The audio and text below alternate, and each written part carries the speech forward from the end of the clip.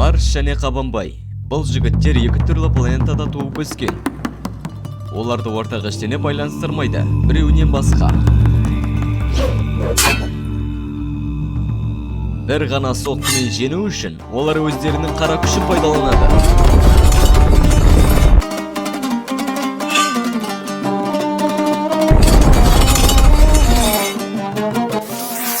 Сансыз жаулар мен сансыз шайқастарының жеңістерінен кейін олар бір-бірінің соққысына тойтарыс берген қарсыластарын алғаш рет бетпе-бет кездестіріп тұр.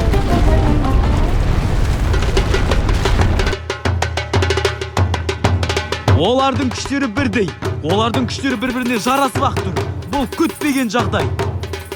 Сенің қолыңнан келеді, Қабанбай. Керемет. Бұл біздің батыр. Бұл батырдың ерлігі жаман емес. Бірақ ол өзін бізге тең санағаны қате болды. Ол Марстың шынайы күшін түсінбейді.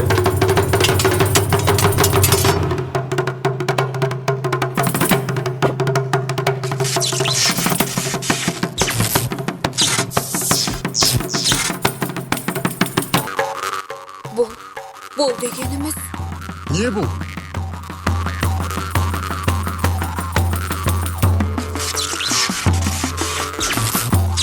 Бұл электр разряды ма?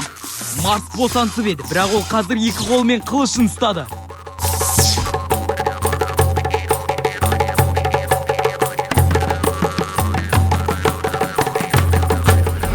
Ол қылышын көкке көтеріп өзінің техникасын көрсетпекші.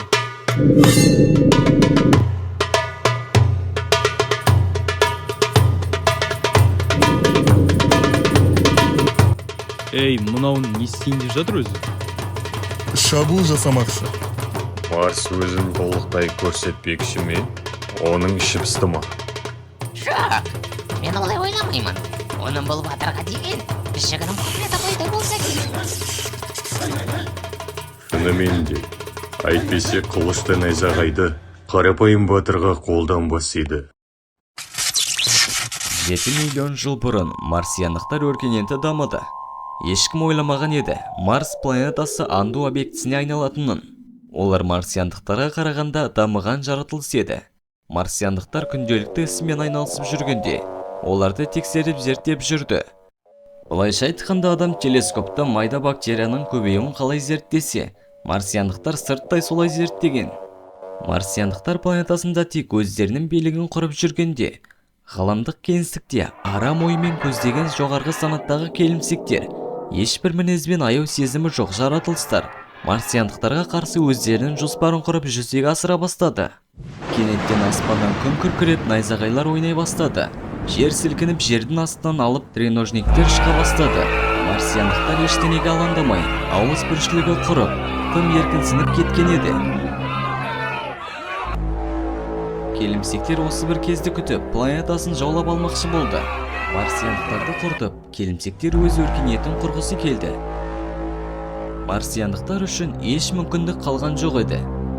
Кенеттен бір жауынгер салмағы тоннадан асатын қылышты тұрған жерінен суырып алады. Ол жай қылыш емес, ол планетаның жүрегі, ал оның тамыры бүкіл планетаға тараған еді. Бірақ Марс оны амал жоқтан суырып алады.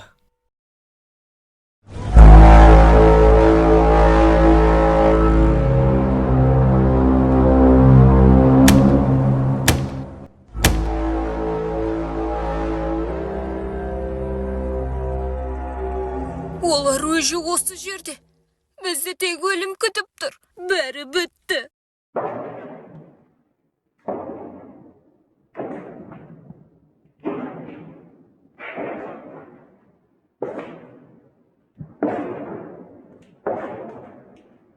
Ей, сен, өлгің келмесе, бір жерге жасырынып қал. Тоқта, бауырым, не істеп жатсың? Есікті ашпа, бәріміз өлеміз. Бәрі бітті.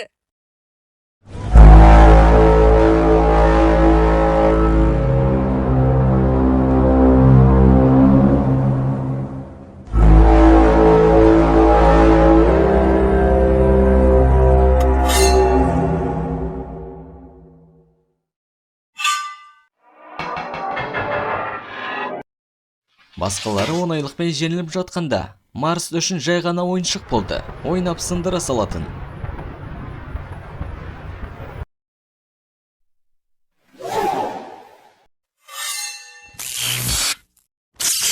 Марс жалғыз өзі 1000 треножникті қиратты. Өзінің қызыл планетасын сақтап қалғаны үшін, жартығаламшылықтар планетаның атын соның құрметіне Марс деп қойды.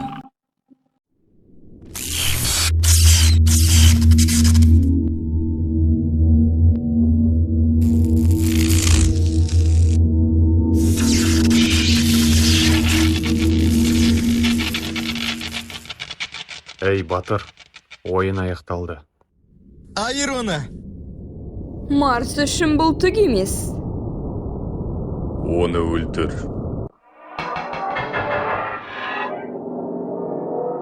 Марстың найзағаймен бәрін жою тәсілі.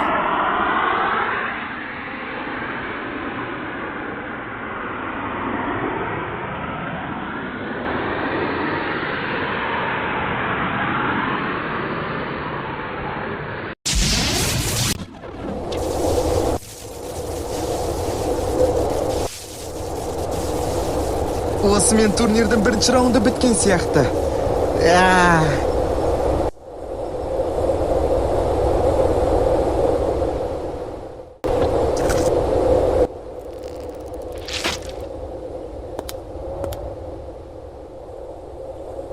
Біз әлі берілмедік. Мұқият қараңдар.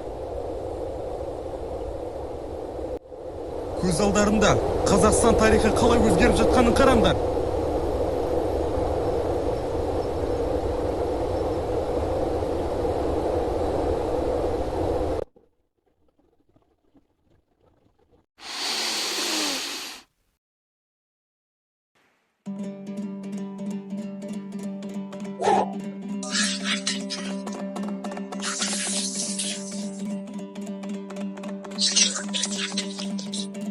Мен өзіме сай қарсыласты тапқан сияқтымын.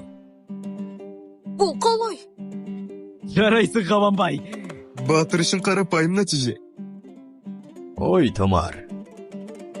Мүмкін емес. Қалайша?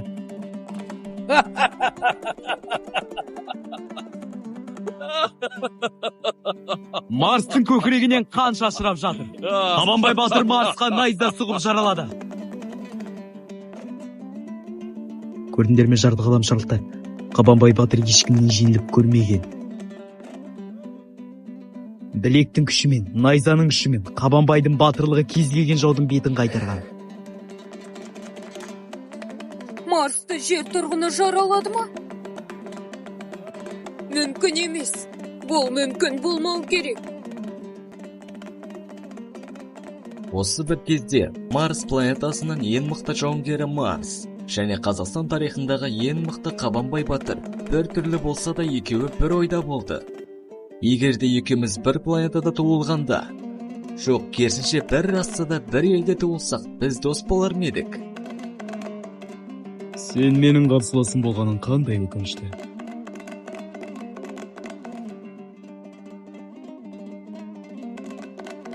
Бұл жердің егесі бар, бауырым.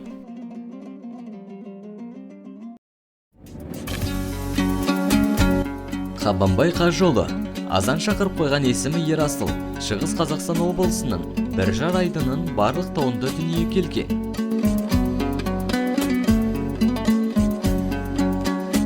Ерасыл 13 жасында ауыл қыстағына шабуылдаған, алып жабайы қабанды өлтірді. Ауыл тұрғындары Ерасылдың күші мен ерлігіне аң-таң болып таң қалды. Содан Ерасылдың атын Қабанбай деп атап кетті. Қабанбай батырдың ата-бабасы текті батырларға қызын беріп, және текті батырлардан қызын келін қылып алып отырған. Сондықтан Қабанбайда нағыз батырлардың қаны бар. Жастайынан жауынгершілік пен шапқыншылықтың зардабын көріп өскен, және де халқының халін сезіне білген. Қабанбайдың қаһары тіпті жолбарысты қорқытқан.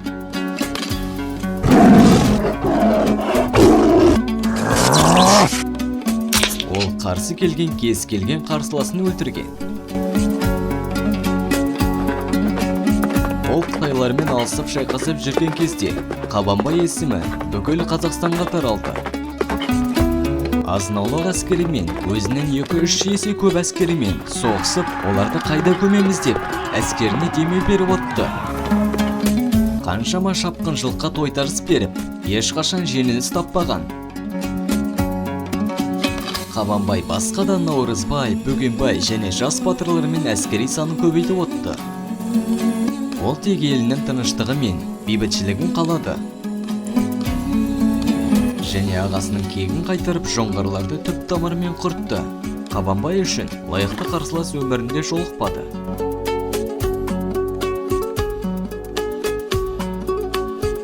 Көптеген және үлкен жеңістерінен кейін жоғары лауазымға жетеді. Абылай ханның өзі Қабанбайға құрметпен қарап, бүкіл әскеріне қолбасшы атағын береді. Қабанбай өзінің үлкен жеңістерінен кейін өз армандаған бейбітшілікке жетеді.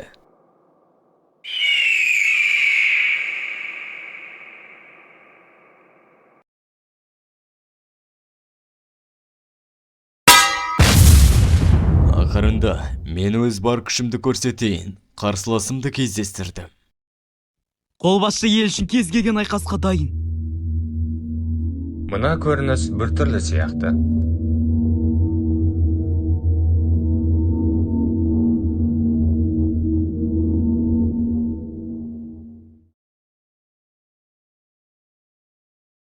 Мен ойламаған жағдай. Марстың қылышының алдында кез келген қару сынып, күл талқаны шығуы керек. Оған қарсы тұру мүмкін емес. Біздің жоғарғы технологиялық қаруымыздың алдында басқа қарулар қарсы тұра алмау керек.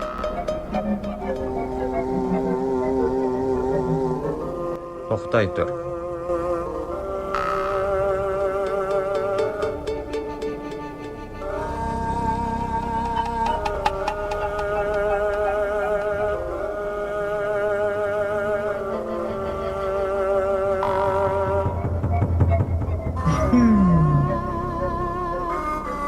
Мен енді түсіндім. Сен өзің қулығыңды іске асырдың, қуы ғарышкер. Ол түсінген сияқты. Турнир басталмай тұрып.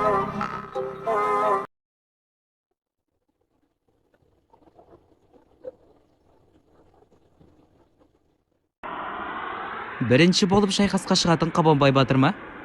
Иә, похож. Ол кіші атасы еліне зиян тигізген қаншама жауын тірідей көмген шығар. Бірақ ол жаратылысы басқа жарты ғаламшарлықтарда жинала ма екен? Оның мүмкіндігі бар ма? Ықтималдығын өлгетен. Олардың қалынақ өтпейтін терісімен жерде жоқ элементтерден жасалған қаруның алдында. Біздің қару жай ғана ойыншық. Бір соққымен күлге айналады.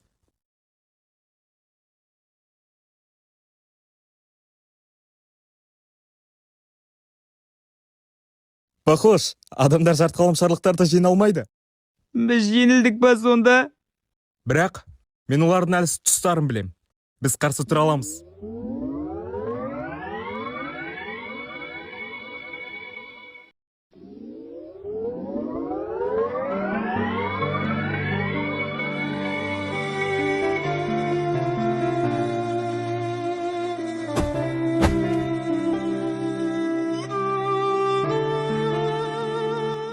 Шақырдың ба? Мен Ханбибі, сенің шақыртуыңмен келіп тұрмын. Бұл Қабанбай батырдың қосар қосқан жары ғой. Сен не ойластырып жатсың?